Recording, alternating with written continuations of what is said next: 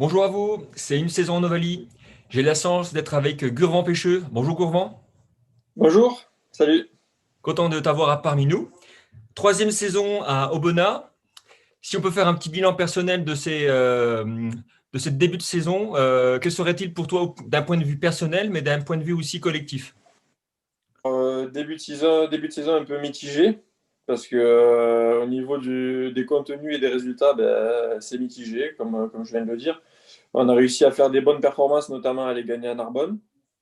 Et après, on a eu des grosses déconvenues, comme les 40 points qu'on a pris à domicile contre Nice, les 40 points qu'on prend à Massy. Et là, la défaite de ce week-end à Massy qui nous fait mal. Parce qu'on est devant tout le match. On n'est jamais mis en danger et il suffit de 5 minutes à la fin pour perdre le match et on va s'en mordre les doigts. Donc, voilà. Alors, notamment au mois de janvier, vous avez un calendrier quand même qui était assez particulier. Vous receviez des grosses écuries, Albi, Suresnes, Massy, des équipes qui aiment jouer, qui produisent quand même pas, beaucoup de jeux et qui sont connus pour leur capacité à produire beaucoup de jeux d'attaque. Et aussi, vous avez fait preuve de malchance avec votre match reporté à Chambéry.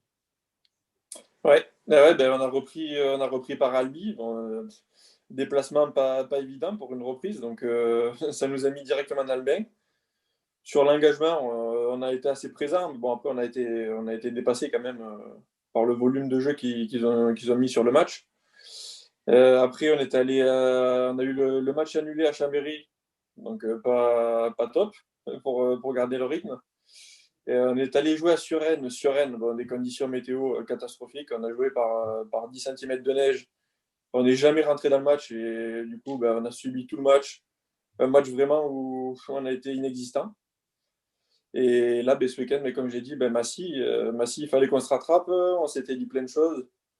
Et malheureusement, on prend même pas un point, donc c'est frustrant. Massy, en plus, un scénario de match qui est quand même assez frustrant parce que vous démarrez bien le match et vous encaissez un essai sur la réception. Donc, vous en reprenez un deuxième. Je pense que ça a dû vous couper les jambes et couper le mental. Ah ouais, carrément, ouais, parce qu'on était devant tout le match, 10-3, 10-6. On prend cet essai là sur un ballon porté. Donc on passe juste derrière à 11-10. Et on s'est dit, bon, sur la réception, il faut qu'on aille chercher 3 points. Et au final, sur la réception, une petite erreur. Et là tu passes directement à 18-10. Et là, pour se remettre dans le match à 5 minutes de la fin, c'est pas évident. Donc, malheureusement. Donc, avec ce match reporté, ça vous fait deux matchs en retard à jouer. Est-ce que c'est un avantage parce que ça vous donne une marge de sécurité ou est-ce qu'on peut considérer ça aussi comme un inconvénient parce que vous allez avoir une deuxième partie de saison qui va être extrêmement chargée? Ouais, après, je pense qu'il y a beaucoup de clubs qui sont dans la même situation, comme par exemple Bourgoin qui a pris 3 matchs de retard.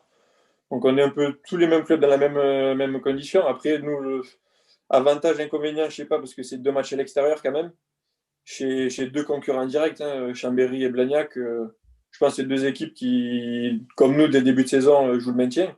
Mhm. Donc ça va être deux déplacements très compliqués, mais ça va être à nous de faire le nécessaire pour ramener des points de ces deux déplacements, quoi. Bon, au classement général, c'est vrai que c'est frustrant parce que vous êtes en dernière position avec deux matchs en retard. Donc le classement britannique est plutôt favorable, intéressant avec ces deux matchs en retard si vous arrivez à gratter une petite victoire extérieure. Voilà, il faudra arriver à faire un coup sur ces 2 matchs-là et continuer enfin, et essayer de rester invaincu à Aubaine, là, pour le coup.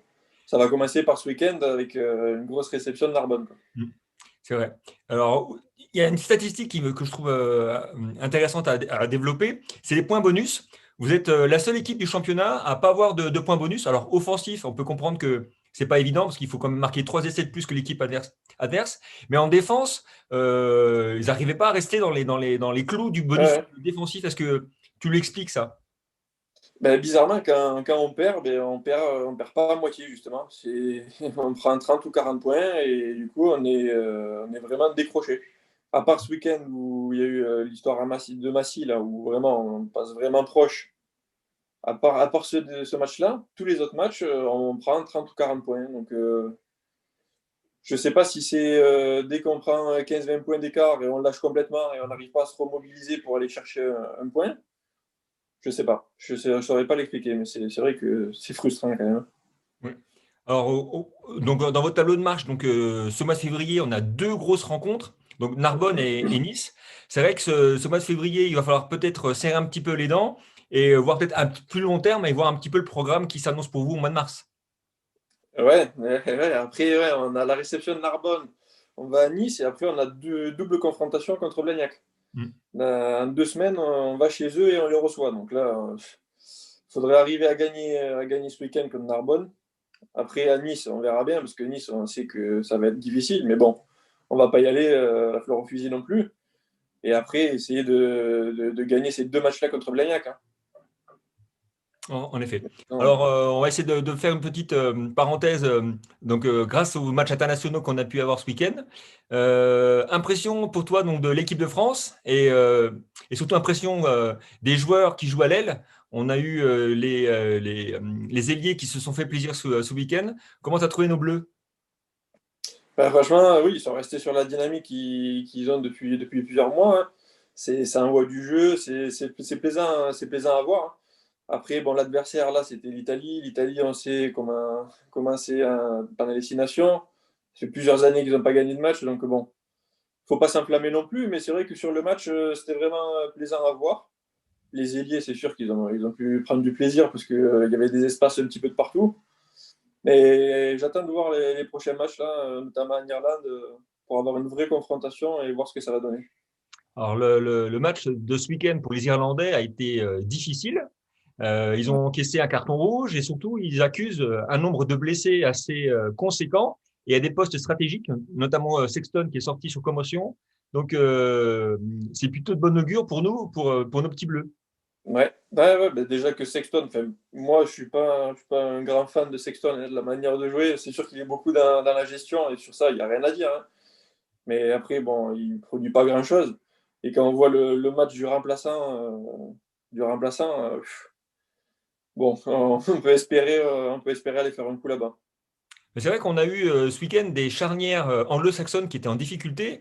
Donc, tu parles de l'Irlande, le Pays de Galles. Donc, on ne peut pas dire que Bigard a été Ouais, extraordinaire. Et la confrontation entre l'Angleterre et l'Écosse a montré aussi deux ouvreurs qui étaient en difficulté. Donc, ouais. c'était un petit peu le mal français pendant de nombreuses années. Et aujourd'hui, on a l'impression d'avoir trouvé peut-être la clé. Ah ouais, franchement, mais quand tu vois Jalibert et Ntamak, franchement, c'est vraiment. On n'a rien à envier aux autres nations, hein. Clairement, je vois, enfin, après Jalibert, il a un peu du mal à se mettre un peu dans le rythme. Bon, c'est un petit peu normal, hein. Ça va lui venir avec le temps, mais les deux autres, c'est sûr que, franchement, là, depuis une année, il n'y a rien à dire, hein. C'est vraiment au-dessus. Et puis pour en revenir à ton poste de prédilection, tu as deux ailiers au profil différent. Gabin Villiers, donc ancien joueur à 7, et Teddy Thomas, qui est un joueur incroyable avec des appuis et une capacité donc, de briquer les défenses de folie. Ton cœur balance plus pour l'un ou pour l'autre? Ouais, sur l'aspect offensif, on va dire Teddy Thomas, sur l'aspect défensif, plus Gabin Villiers. Parce que Teddy Thomas, c'est sûr que oui, c'est un feu follet. Tu sais pas ce qu'il va faire sur le terrain, hein. Il peut traverser le terrain à lui tout seul. Après, ce que j'aimais sur Gabin Villiers, c'est que c'est une teigne, il lâche jamais rien et tu le vois dans son attitude. C'est tout le temps à 100% sur tout ce qu'il fait. Donc, s'ils sont assez complémentaires, les deux, c'est bien. Ben, merci Gurvan d'avoir pris le temps de répondre à mes questions. Je te souhaite une bonne semaine d'entraînement pour préparer donc D'accord. l'échéance de ce week-end et plein de bonnes choses pour la suite. Merci à toi.